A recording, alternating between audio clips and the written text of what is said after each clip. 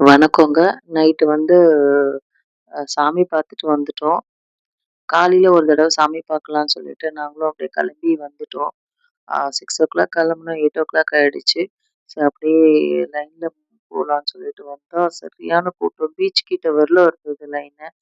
ஆ சரி நம்ம அப்படியே கோயில் சுத்தி வரலாம் அப்படின்னு சொல்லிட்டு நாங்களுமே கோயில் சுத்தி வந்துட்டுருந்தோம். இந்த இடத்துல அப்படியே இந்த காலையில 8:00 அப்படியே சில்லுன்னு இந்த பீச்ச பார்த்த மாதிரி அவ்ளோ நல்லா இருந்தது. சரி அப்படியே நாங்க கோயில் சுத்தி வந்துட்டே இருந்தோம்.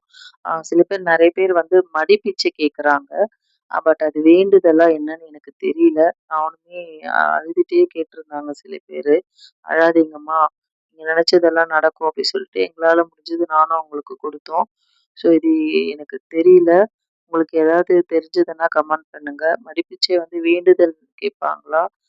என்னன்னு தெரியல. உங்களுக்கு தெரிஞ்சதுன்னா கமெண்ட் பண்ணுங்க. ஸோ எனக்குமே இது புதுசு. இதான் ஃபர்ஸ்ட் டைம் நான் திருச்செந்தூர் வர்றது. ஆ அ ஓகே. எனக்கும் ரொம்ப திருப்தியா இருந்த மாரி தான் இருந்தது. அப்படியே நாங்க கோயில் சுத்தி வந்துட்டு, ஆ இந்த காலையில இந்த கிளைமேட்ல இந்த பீச் ஓரமா அந்த கோயில் சுத்தி வரும்போது அவ்ளோ நல்லா இருந்துச்சு. சில்லுன்னு காத்து.